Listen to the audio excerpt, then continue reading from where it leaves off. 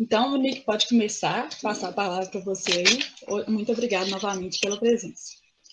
Obrigada a vocês pelo convite, a professora Cíntia e as meninas da pós-graduação na organização, né, do evento, do webinário, por me entrar em contato comigo, pela educação e todo o carinho que eu recebi. Muito obrigada a vocês pelo convite.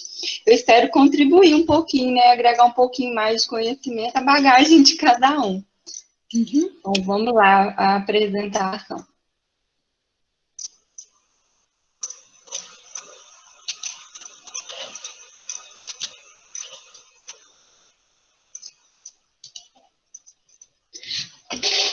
Bom, o tema proposto foram os micro-organismos probióticos e a utilização desses micro-organismos em benefício da nossa saúde e bem-estar. Bom, eu tenho certeza que quando eu falei a palavra probiótico, muitas pessoas vieram logo à mente, à cabeça, a imagem de um Floratil ou um Yakult que tiveram que tomar em alguma situação de diarreia, né? Ou do contrário, quando tomaram, por exemplo, Activia ou Actimel, né?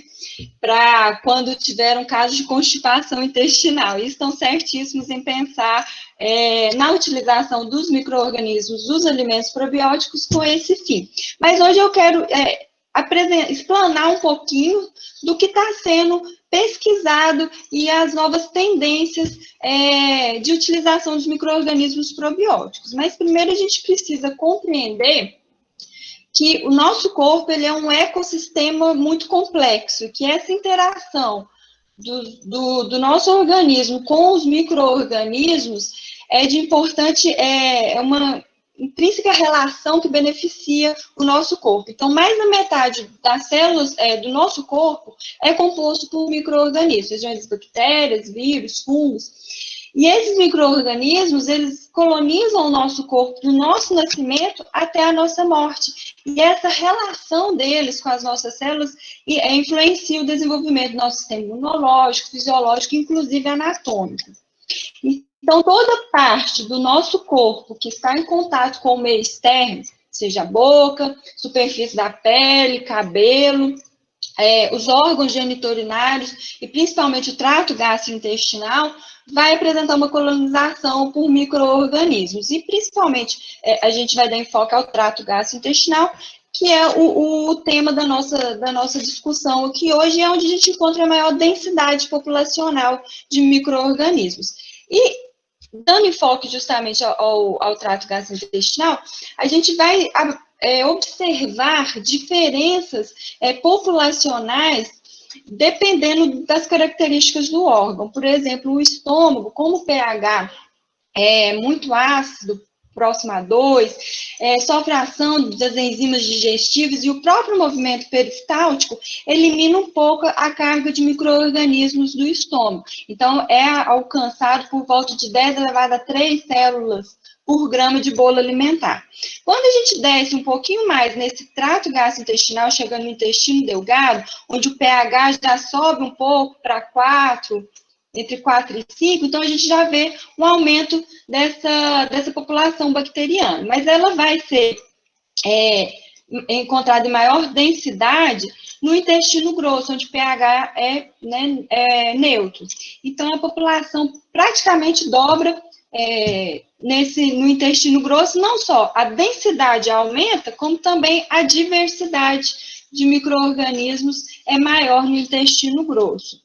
Então, essa microbiota intestinal, ela tem algumas funções importantes para o funcionamento do nosso corpo.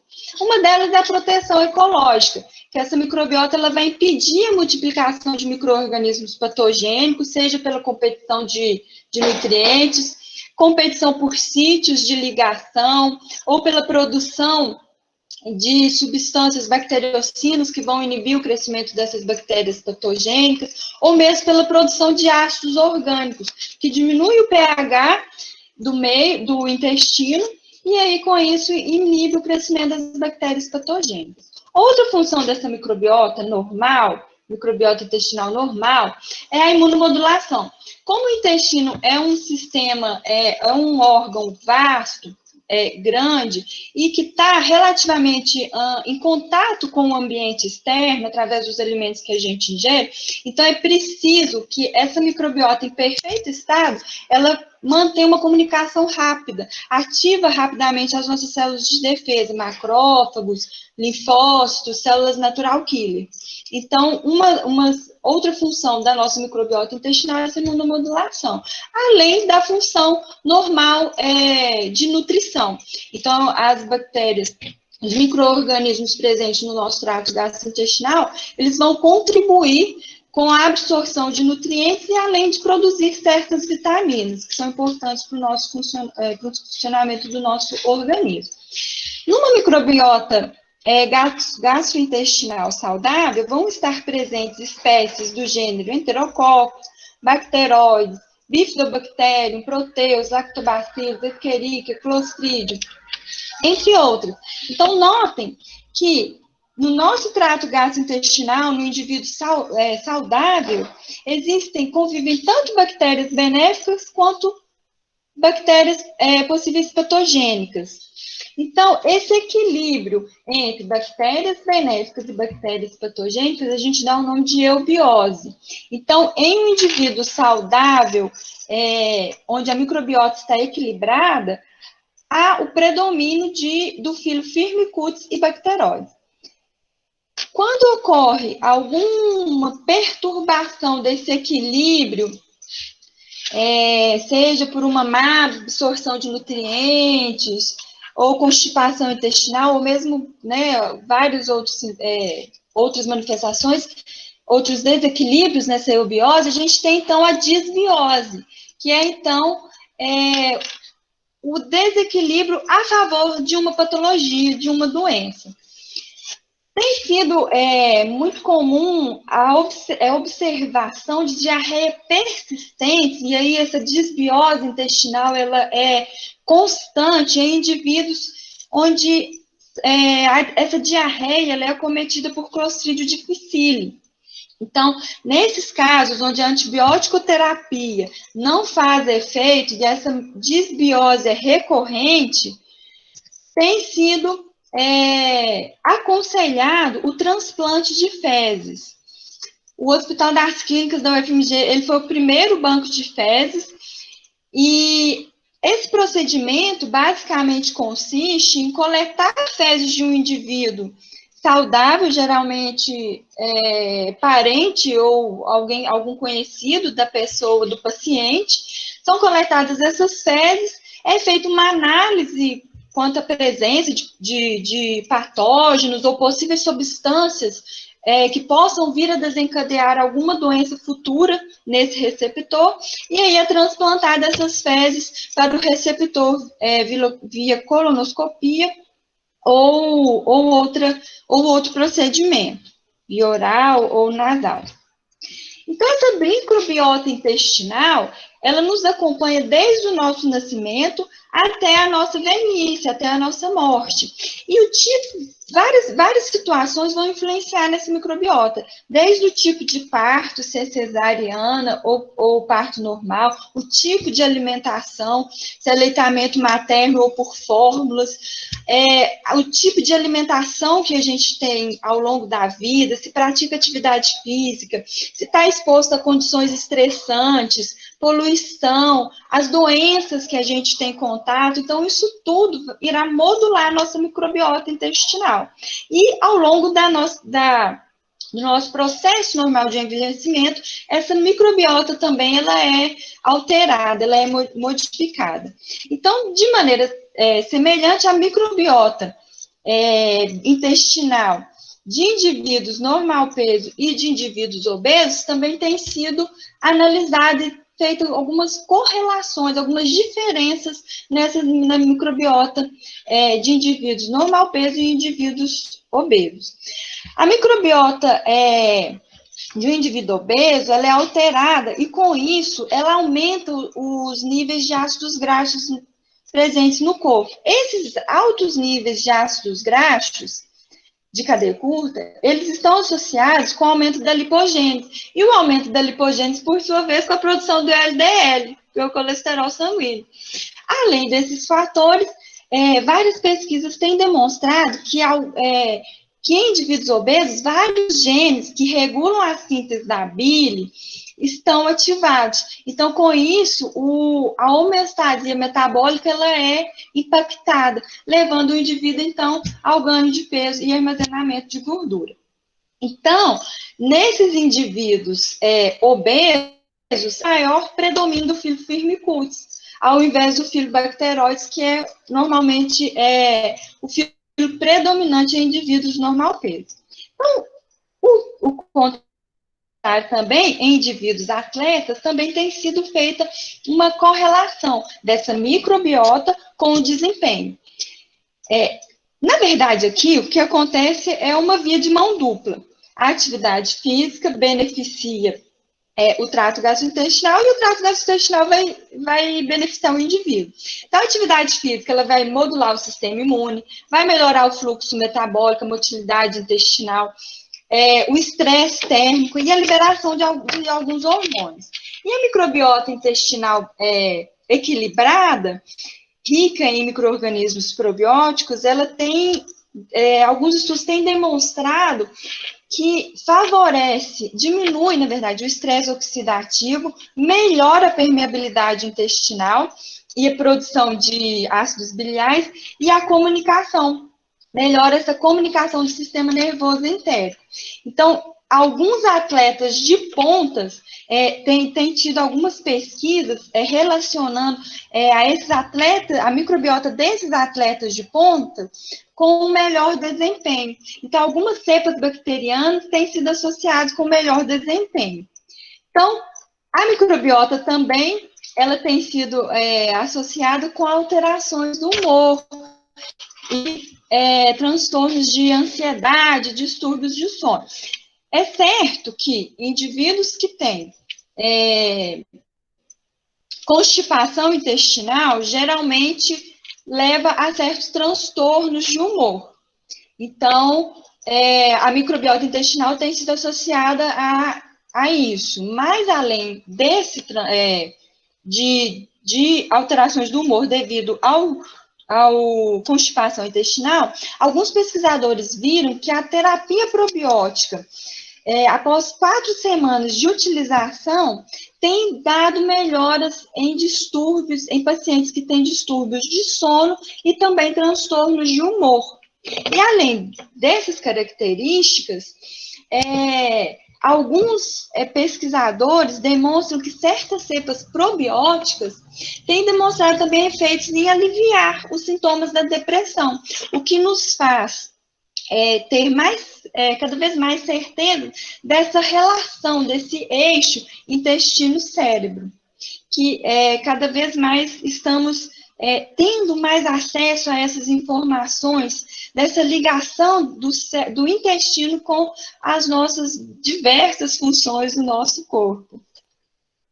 E além disso, os probióticos, a nossa microbiota equilibrada, ela tem associado ao aumento dos níveis de serotonina, que é um hormônio que está associado com a sensação de prazer e bem-estar.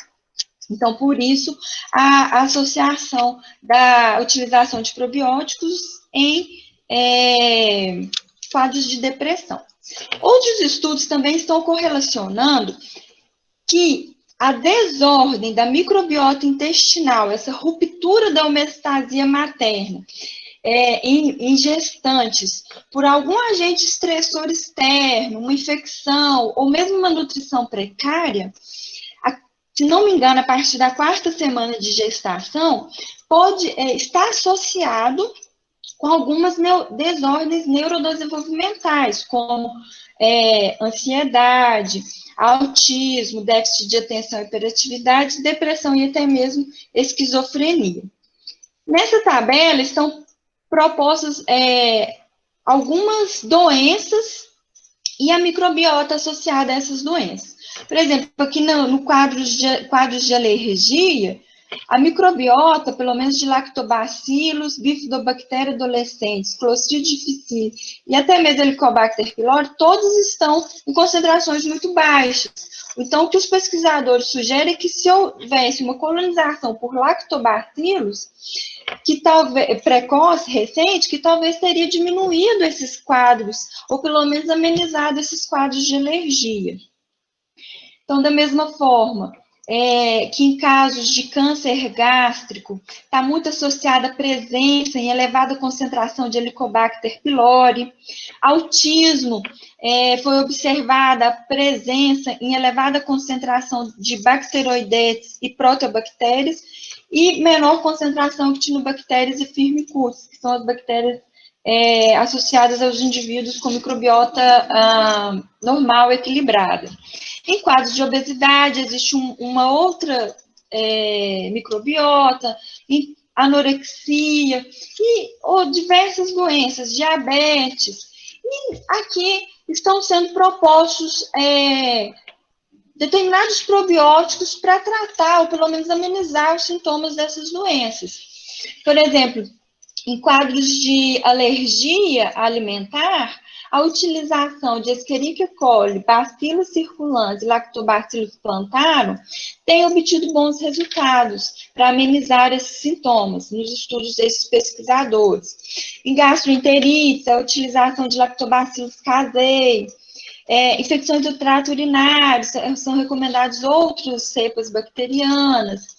Então, tem sido sugerido também para doenças de Crohn, diarreia do viajante, que é muito comum, né? E algumas outras.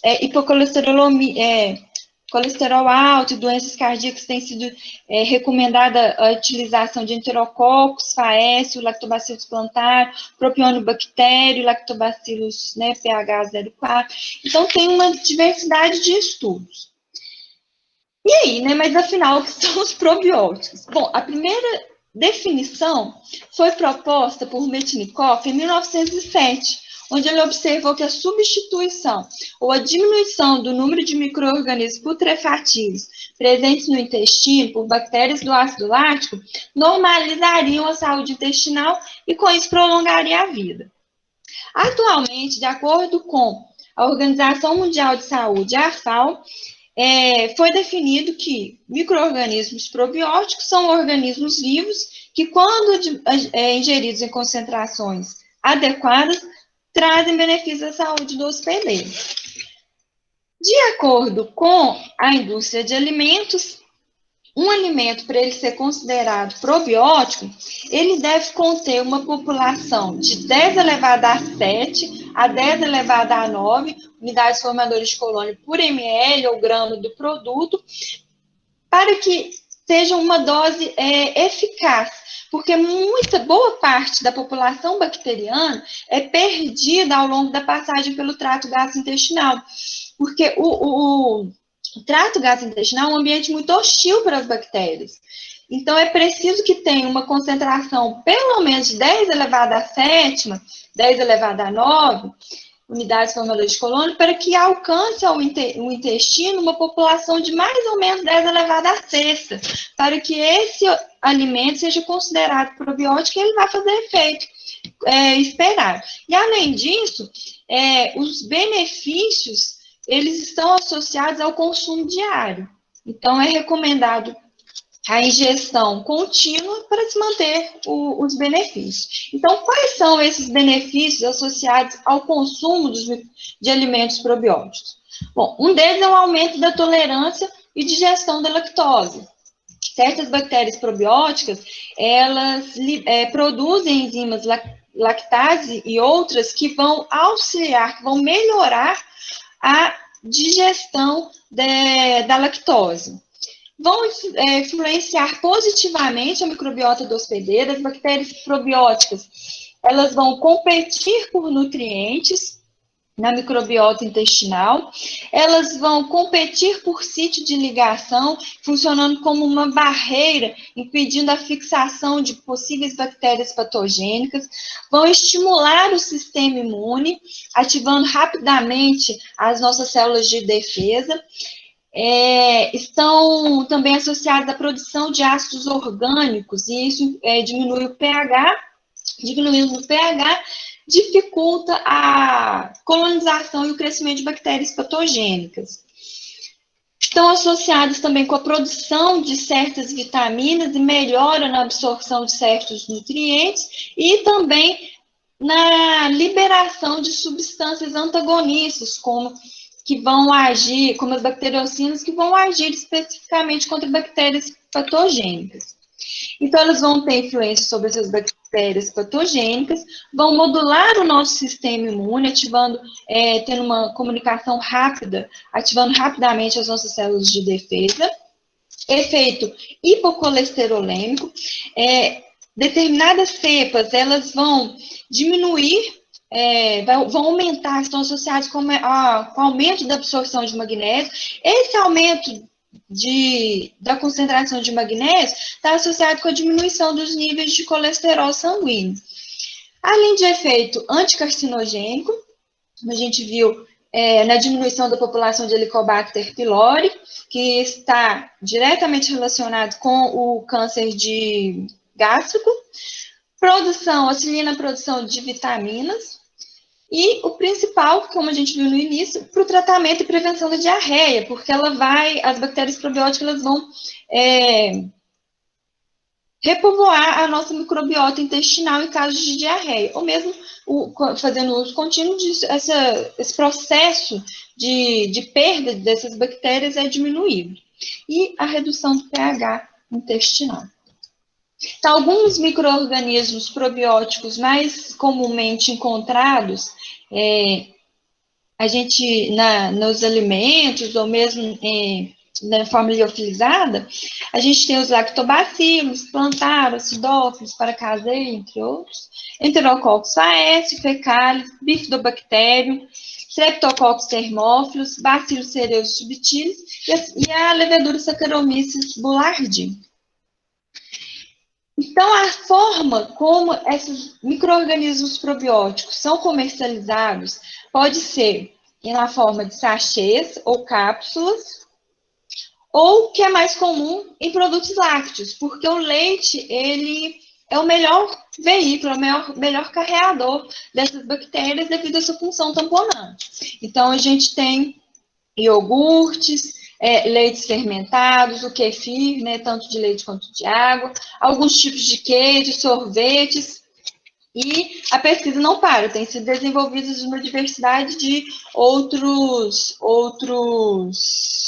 alimentos, mas ainda não disponíveis no mercado. E os alimentos fermentados não lácteos, principalmente a partir, tomando por base os cereais, porque os cereais contêm os prebióticos e favorece o crescimento das bactérias probióticas, então tem sido muito relacionado à utilização de alimentos com base em cereais para favorecer o crescimento dessas bactérias. Alimentos à base de soja, a culinária japonesa é riquíssima em alimentos probióticos, tanto à base de soja, como a partir de carnes, peixes fermentados, e aí a gente tem também os vegetais fermentados, frutas. Então, aqui é um pouquinho do que a gente tem de pesquisas envolvendo os micro-organismos probióticos em alimentos não lácteos. As bebidas típicas de certos países que sofrem fermentação espontânea, elas têm mostrado grande potencial para isolamento de bactérias probióticas. Nesse caso aqui, foi pesquisado o terruíno, que é uma bebida típica mexicana à base de milho, então foram isoladas 2 bactérias probióticas, então ela tem grande potencial como um alimento probiótico. Aqui, os alimentos indígenas, nesse caso aqui foi avaliado o cauim, que é uma bebida indígena à base de mandioca e de arroz, que demonstrou grande potencial probiótico, foram isoladas algumas cepas com potencial probiótico, esse artigo em específico foi tentado reproduzir essa bebida indígena. Mas existem diversas outras pesquisas utilizando soja e arroz, utilizando água de coco, extrato de quinoa, por exemplo, e uma bebida fermentada à base de beterraba, à base de aveia. E alguns estudos também têm focado na produção, na elaboração de chocolates probióticos, seja o chocolate aqui, o chocolate branco, e alguns chocolates também meio amargos. Também temos elaboração de cerveja probiótica. Aqui, especificamente, foi utilizada a Saccharomyces boulardii como uma cultura starter para produzir uma cerveja artesanal, mas tem sido utilizada também a inoculação de bactérias com apelo probiótico nessa bebida já pronta, na cerveja artesanal já pronta, com teor alcoólico um pouco reduzido e outras com 0% de álcool. E nessa última pesquisa, foi encontrado bons resultados utilizando uma salada de fruta como veículo para bactérias probióticas, que nos abre um leque de possibilidades.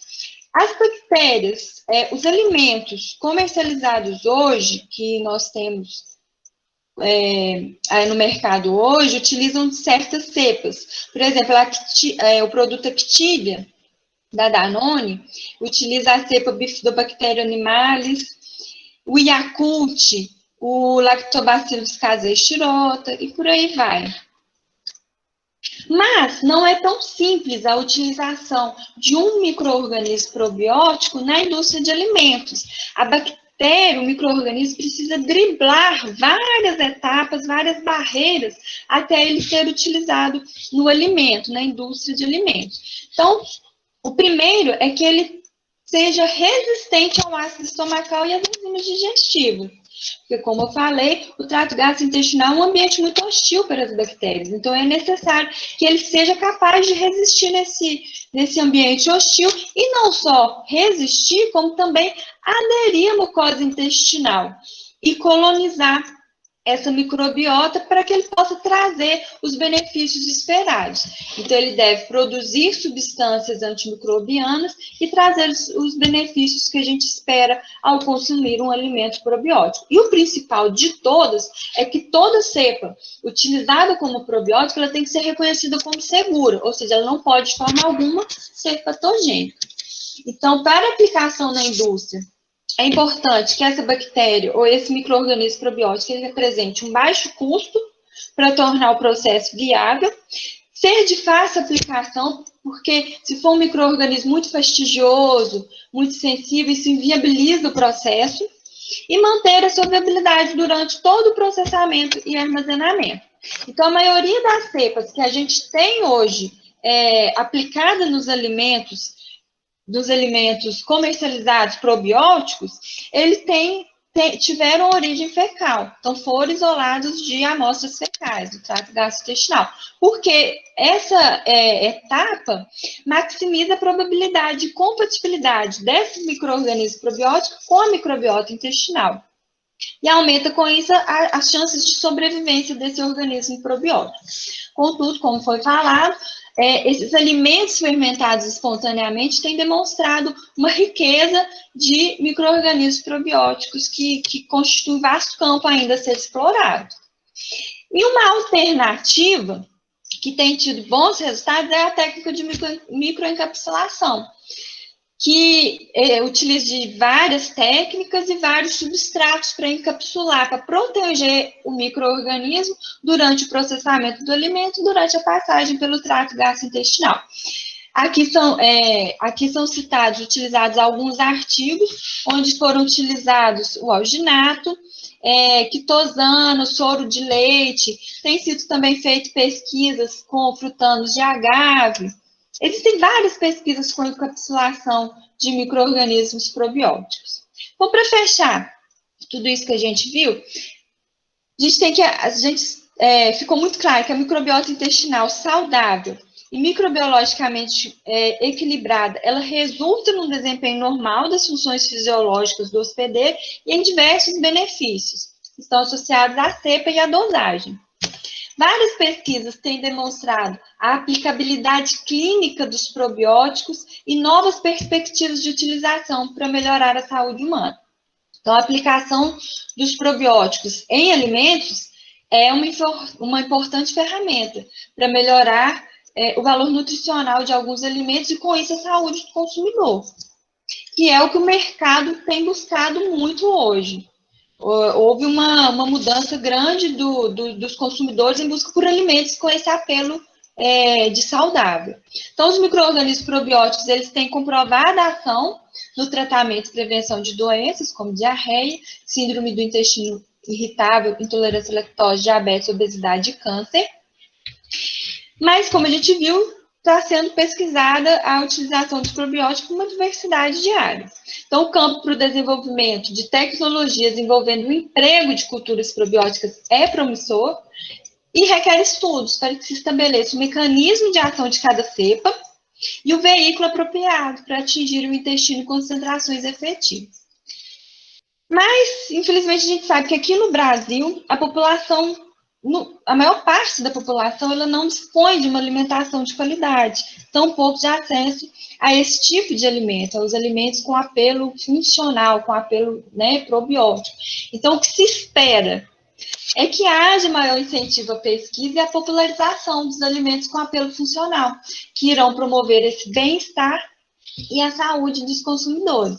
Então, a gente tem que ter a consciência de que a prevenção, então, uma alimentação adequada, atividade física, é a melhor maneira de se combater certas doenças. Então, uma população sadia envolve menor gastos com medicamentos e tratamentos.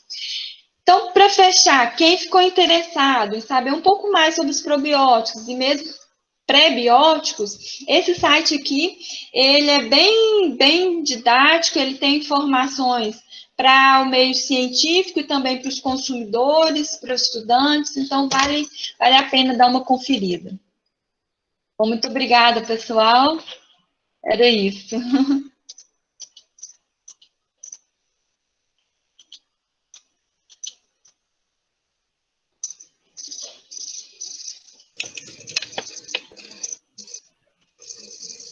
Obrigada, Monique. Não sei se vocês estão me ouvindo.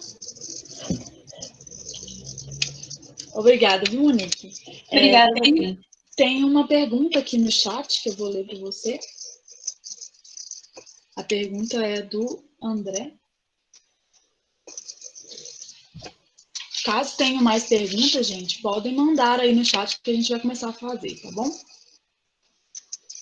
O André perguntou se o Yakult possui essa dose mínima recomendada que você comentou.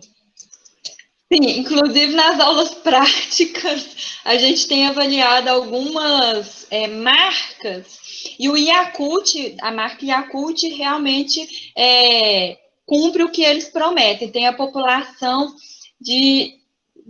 Na verdade, pode variar um pouco, mas tem o que a legislação recomenda, que é a população, a concentração que vai trazer benefício. Então, a marca Yakult tem sim. Eu sei que o Chamito tinha, agora eu não me recordo uma que não tinha, mas é até bom eu não falar, eu não quero comprometer ninguém. Mas o Yakult tem sim, viu, gente? Ah, sim.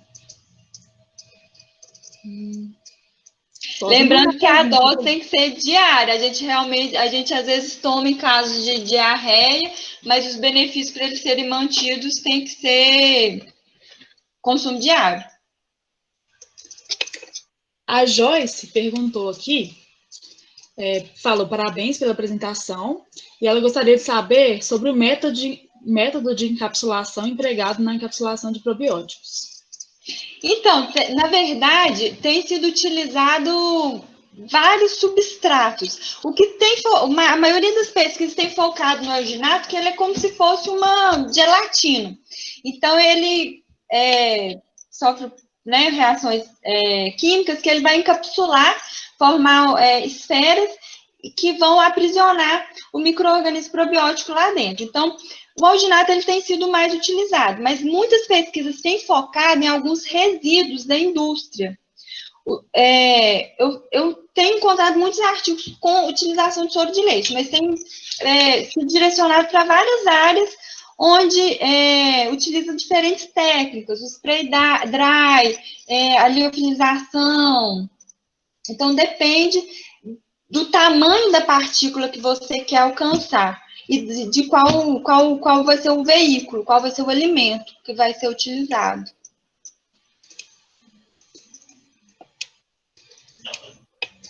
A Gabriela falou, você pode repetir quais são os micro-organismos probióticos além dos lactobacilos?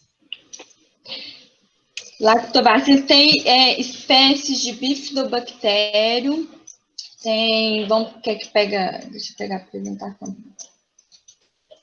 Tem Saccharomyces, por exemplo, em casos de contaminar em casos de diarreia. Aí você está fazendo antibiótico-terapia para tratar a diarreia. Então, nesses casos, por exemplo, você pode tomar Saccharomyces boulardii, que ela é encontrada liofilizada. Então, nesse caso, o antibiótico não irá agir sobre a Saccharomyces boulardii, mas aí, por ser uma levedura. Então, você pode tomar Saccharomyces boulardii, Bacillus cereus, subtilis, Lactobacillus plantarum, Lactobacillus, ela lembra, Streptococcus thermophilus. Esses são os comuns que são comercializados, mas tem Veicella, Cibara, Leuconostox citrium, tem várias cepas que estão sendo descobertas, né? As que eu citei aqui foram as que a gente mais tem contato, que são as encontradas na indústria de alimentos, nos alimentos com apelo probiótico.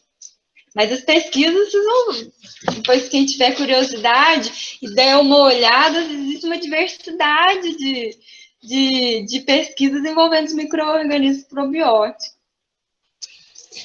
A Vanessa Mesquita perguntou se existe uma quantidade máxima diária para o consumo humano. Então, a dose máxima, ela, para beneficiar, não. Na verdade, o consumo muito elevado pode levar a um certo desconforto gástrico, pode levar a aumento de flatulência, certo desconforto abdominal. Mas existe apenas um limite mínimo, onde, diminuindo menor que 10 elevado a sexta, no intestino, a bactéria não vai fazer efeito. Então, uma dosagem máxima não tem, a legislação não preconiza nada. Ela preconiza a respeito da dosagem mínima. Então, o alimento deve conter entre 10 a sétima, 10 a nona, para que ele consiga fazer efeito. E uma dosagem muito alta, muito elevada, pode gerar esses casos que eu falei, de desconforto abdominal e aumento de flatulência. O Bruno Senna perguntou, Monique, há alguma sugestão de uso de probióticos para pacientes diabéticos tipo 1? Se sim, quais? Tem sido aconselhado, naquela tabela até tem alguns micro-organismos, algumas cepas probióticas que têm apresentado bons resultados em tratamento de diabetes. Deixa eu ver quais são as cepas. Mas esses são alguns, né? Deixa eu só dar uma olhadinha aqui.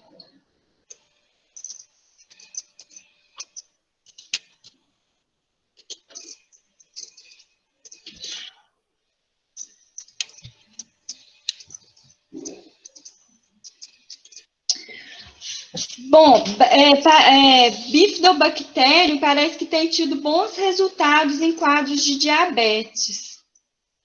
Espécies do gênero bifidobactério.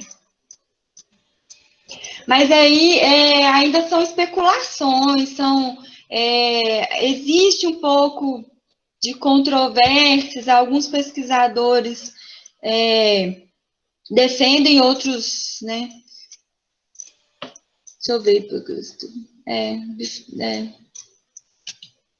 Porque os benefícios, eles são não só correlacionados à dosagem, do micro-organismo, mas também são cepa dependentes. Então, tem sido associada a utilização de algumas cepas para certos benefícios, e além da concentração, né? Próxima pergunta, então. A Vivian Benassi, ela falou, parabéns pela apresentação. Dentre as distintas formas de imobilização dos micro-organismos, qual possui características mais favoráveis?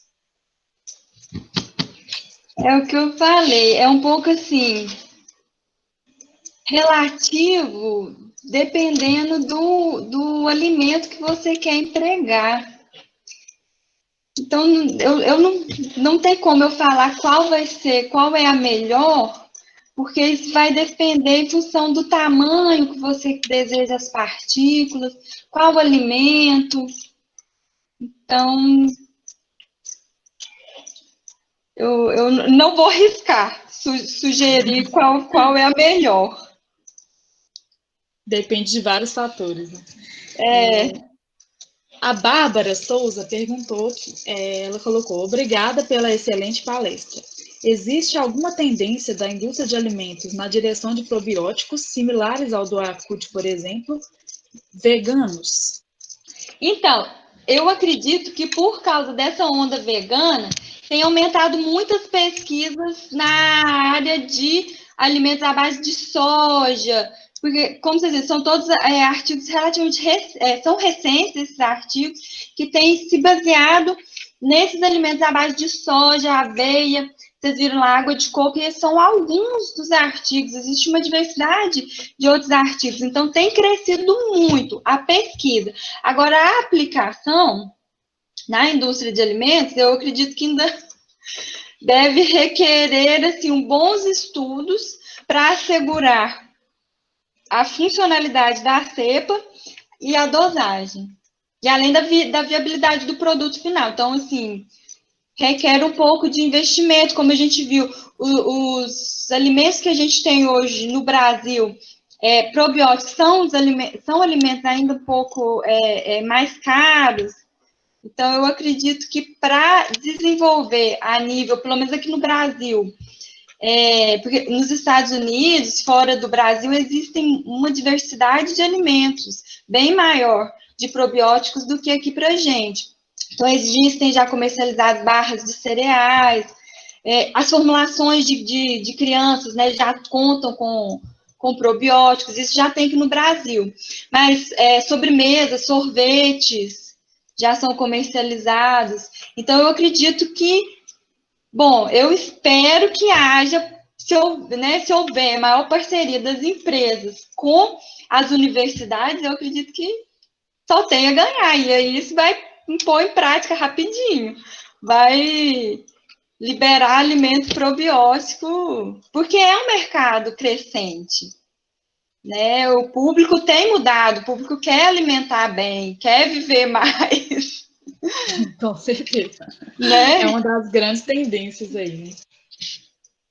O André Carneiro perguntou, qual é a posição legal sobre a divulgação de probiótico como auxiliar para tratamento de depressão e ansiedade? Posso comercializar um probiótico alegando tais informações? Não, ainda não é. Como eu falei, assim, ainda é controverso. Há pesquisas que defendem, que encontraram bons resultados, e algumas outras não encontraram bons resultados, não conseguiram correlacionar a utilização de probióticos com melhora em quadros de depressão.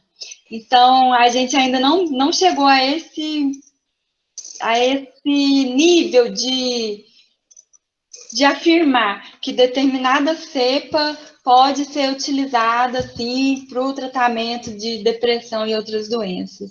Mas está caminhando para isso, né? Vocês viram que tem bastante coisa, mas ainda é controverso. A Yasmin Azevedo perguntou, ótima aula. Em questão ao armazenamento de produtos lácteos fermentados, que geralmente precisam ser feitas em refrigeração, quais seriam as consequências da ingestão desses alimentos em caso de armazenamento inadequado? Bom, É o mesmo que quando a gente deixa um iogurte, né, fora da geladeira. Aquela população de bactérias que está ali, ela vai multiplicar. Então, pode acontecer da população aumentar, produzir certas substâncias que não são desejáveis palatavelmente, mas depende do prazo que ficar fora da área de refrigeração, né? Mas, no geral, se for um prazo, né, um período curto, não vai alterar. O que pode acontecer é dela multiplicar e alterar o sabor.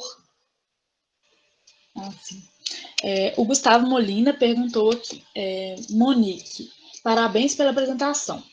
Uma dúvida, como você vê a aplicação de probióticos em produtos com pH mais baixo, como sucos cítricos, ou matrizes mais complexas, como derivados de carne e etc.? Como a pesquisa tem sido desenvolvida nesse sentido, visando ampliar a gama de aplicação dos probióticos? Obrigado.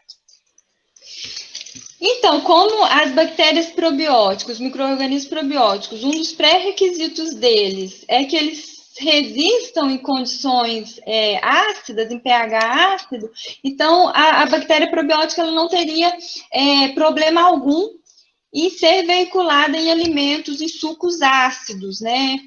Suco de laranja, alguma coisa do tipo. Não vejo problemas. Agora, em carnes, eu ainda, para ser sincero, não tem tantas pesquisas em relação à utilização da carne, até porque a gente tem que pensar no processo de cozimento. Então, o processo de cozimento pode diminuir essa população. Então, deveria ser uma carne maturada e depois você inocula, como as carnes que são fermentadas, o peixe que é fermentado espontaneamente. Então, a utilização, talvez, dessas bactérias encapsuladas daria um resultado melhor para esses tipos de alimentos que vão sofrer com temperaturas elevadas. É um vasto campo, é uma área, né, que a gente pode despertar a criatividade. Muitas aplicações diferentes, né? A Patrícia, né, que deve ser, perguntou, é mais indicado o consumo de comercializados ou dos artesanais, como o kefir? E por que não tem probióticos vendidos em farmácia com tantos micro-organismos como o que o kefir possui? Ou existe e eu desconheço? Muito obrigada pela excelente palestra. Obrigada. Então, o que acontece? O kefir é uma questão polêmica, porque, teoricamente, ele é um alimento probiótico, ele é um consórcio de bactérias e leveduras que tem esse apelo funcional. O problema é que é difícil assegurar que o kefir que eu tenho, ele possa ser considerado como probiótico, se a gente não fez uma análise para ver a composição química dele, a composição microbiológica, quais as bactérias que tem. Eu não sei se eu consegui te explicar, mas o kefir, em teoria, vamos dizer assim, nas condições perfeitas, porque ele varia a população. Por exemplo, de matriz alimentar que eu uso, o kefir à base de leite ele vai ser diferente do kefir de água. A maneira como eu cultivo esse kefir pode interferir com o crescimento, com as colônias que estão presentes ali. Então, o meu kefir pode ter colônias diferentes do seu kefir.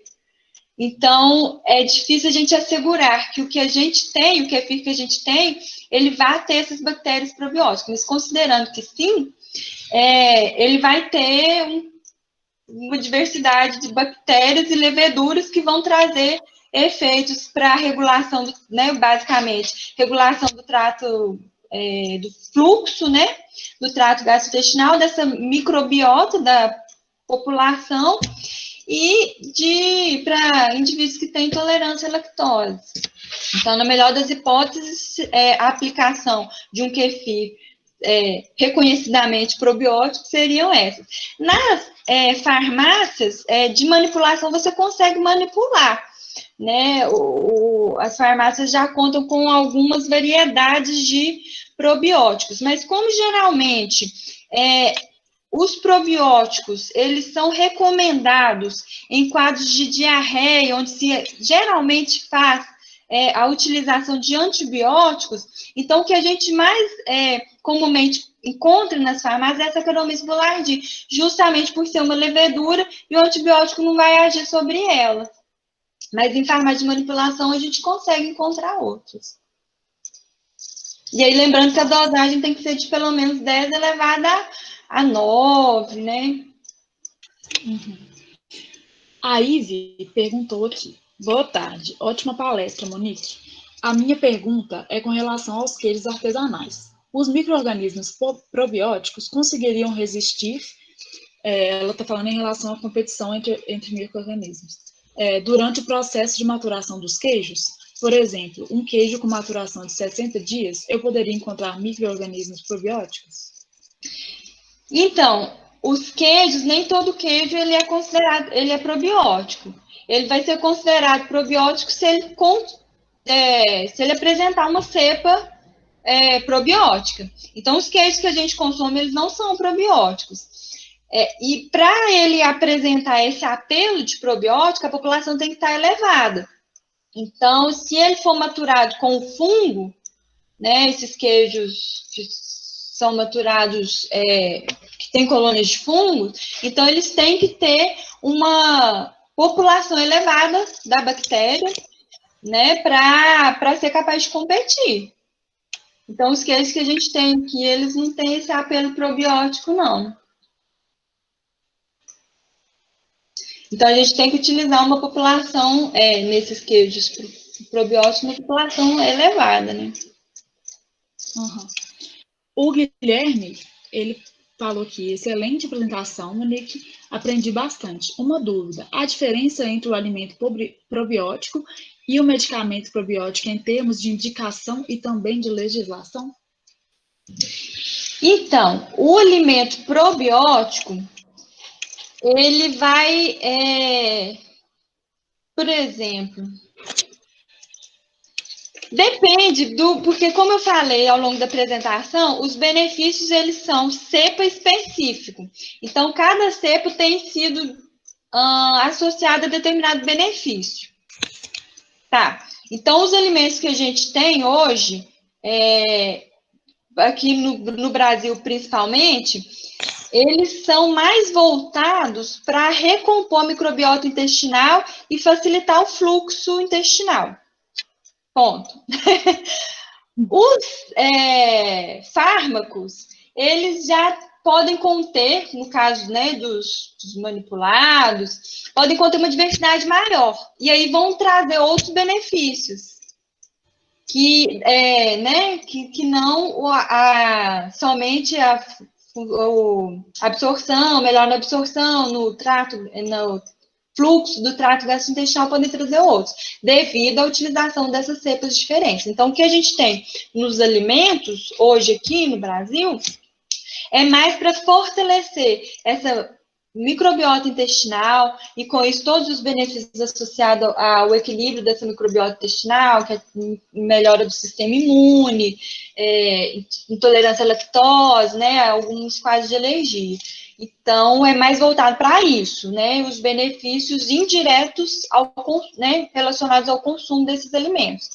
Enquanto que os fármacos podem conter outras bactérias que têm sido associados a outros benefícios para o tratamento de algumas doenças, algumas aflições, né, ou amenizar determinados sintomas de doenças. Então, eu acredito que seja mais voltado a isso. Não sei se eu consegui responder para ele. Acho que consegui sim. Então, eu queria perguntar aí se alguém tem mais alguma resposta. Podem ficar à vontade também para ligar o microfone e fazer a pergunta para ela mesma. Colocaram aí no chat o link do formulário, gente. Todo mundo que tiver aí pode ir preencher para ganhar o certificado, tá bem? Tem muitos comentários aí sobre agradecendo, né? Falando que foi uma ótima palestra, eu também adorei. Estava me achando com o meu kefir, agora eu já vou repensar aqui se o meu é tudo isso ou não. No dia das dúvidas, segue com kefir. Segue com kombucha, viu, gente? Pois é, menina, eu quero kombucha. Enfim, gente, muito obrigada pela presença de todos. Agradeço de novo a Monique pela presença dela. Foi muito, muito boa a palestra. Deu muita gente, deu quase 70 pessoas. Eu que então, agradeço. Assim, é um conforto, gente, saber que no meio dessa situação toda, a vida, de certa forma, da gente segue, né? Então, isso é muito bom.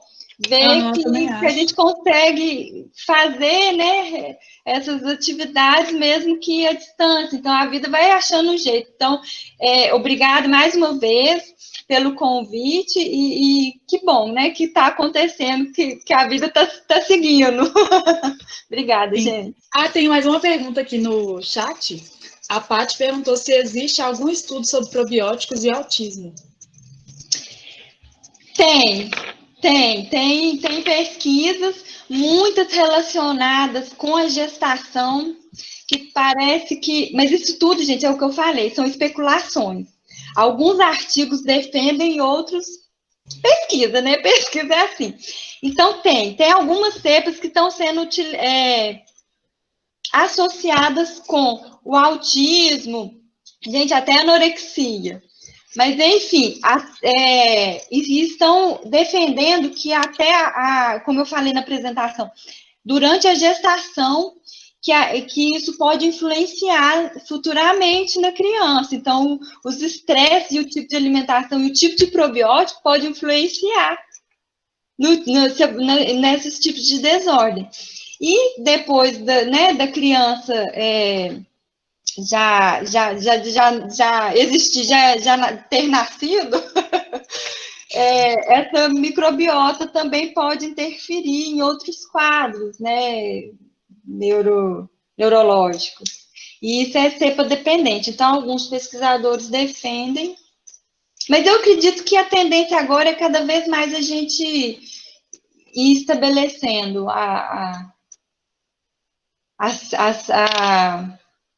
né, o viés das coisas, dos benefícios e associar as bactérias com certas doenças.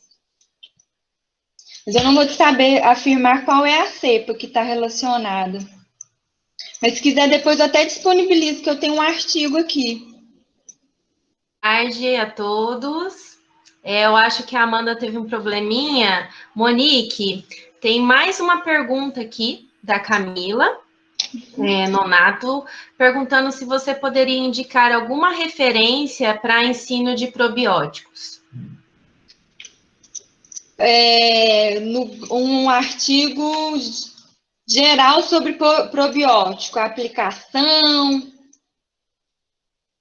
seria mais voltado para isso. Eu acho assim, eu creio que livro, ou artigo, ou alguma apostila técnica, não sei. Esse site... Ela mais no geral aqui, para ensino. Para o ensino. Ela fala assim, isso seria voltado para roteiros ou apostilas. Entendi. Tem alguns livros, mas são todos em inglês, que fala de alimentos fermentados. Então, esses livros de alimentos fermentados têm a parte de probióticos. E esse site que eu passei no finalzinho, ele é bem didático, tem vários vídeos muito interessantes, e é de fácil entendimento também, embora seja em inglês, mas é de fácil entendimento para o consumidor em geral. Então, talvez compensa dar uma olhadinha nesse site também, nessa organização. Na verdade, é uma associação de pesquisadores na área de probióticos e prebióticos. Então, está sempre tendo notícia, toda novidade na área de probiótico e prebiótico, eles estão lançando nesse site. A maior parte, o que eu utilizei para essa apresentação, na verdade, foi mais artigo científico mesmo. Mas deixa eu dar uma olhada aqui nos livros.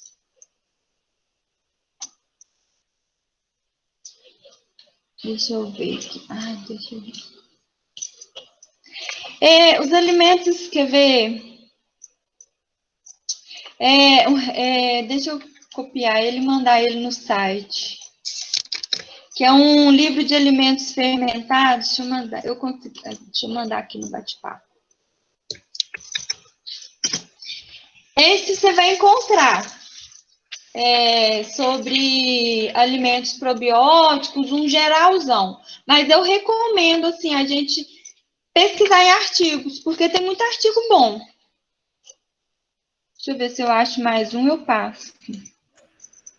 Monique, É de então microbiologia de segurança. é mais em inglês, né? Não tem um em português. Então, aí, pessoal dessa área, né? Mais um motivo aí para, quem sabe, começar a escrever uma apostila, um livro que seja acessível aí para o pessoal. Tem a microbiologia de alimentos também, do Jay, que tem alguma parte. A Camila, Monique, ela está perguntando qual era o site mesmo, porque ela gostaria de acessar. Ela é professora e os alunos possuem bastante curiosidade sobre essa aplicação na indústria. Eu acho esse site é muito bacana. Deixa eu copiar ele aqui. Porque eu descobri por acaso e ele é muito, muito legal. Tem uns vídeos muito interessantes. Esse é o site, o link do site. Lá tem alguns vídeos bem explicativos de como é a ação dos micro-organismos probióticos e dos pré-bióticos. Vale a pena dar uma conferida.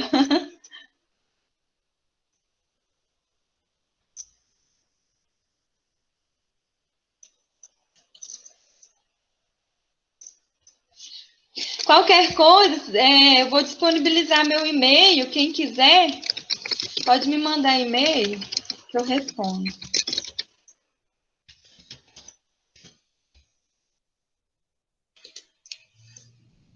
Se quiser algum artigo ou livro, eu tenho alguns livros em PDF. Se quiser, eu posso mandar também. É só me mandar um e-mail e me pedir o que, né? Que eu passo o material que eu tiver. Eu adoro. Se quiser bater um papo de probiótico também, tô dentro. Então, agora eu voltei que minha internet tinha caído, né? Para variar, sempre tem isso. Então, gente, eu acho que é só, né? A gente já fez todas as perguntas do chat. Qualquer coisa, vocês entrem em contato aí com a Monique, ela tem muito para passar para vocês, né? Já mostrou aqui algumas coisas, mas tem muito mais informação aí. Quem é da área, né? Esse conhecimento é inesgotado, né? E eu gostaria de agradecer de novo a presença de todos e a BBC Monique, em nome de toda a organização, em nome do PPGSTA. E é isso, gente. Acho que é isso. Pessoal, obrigada aí todos, né, que participaram desse segundo webinário. Próxima semana tem mais, tá? E para quem não me conhece, eu sou Franciele, sou coordenadora do PPGSTA. Eu queria agradecer em nome do PPGSTA a doutora Monique, né, por ter se disponibilizado a dar essa palestra, que foi super interessante, eu aprendi muito. Não é muito a minha área, mas eu aprendi demais. Você foi super didática, viu, Monique? Obrigada. E gostaria de agradecer a todos que participaram. A gente atingiu aí 70 pessoas na sala. Então, fiquei muito feliz com isso, né? Com esse número. E queria agradecer também às meninas, né? As Amandas e a Bruna, que estão arrasando aí na divulgação dos webinários aí do nosso programa, tá bom? As meninas estão de parabéns, né, pela organização. Muito obrigada de novo, viu, Monique? E aí o programa está à disposição aí sempre que precisar. Obrigada. E é sempre bom a gente, né, ter esse contato, ter essa parceria. Obrigada mesmo.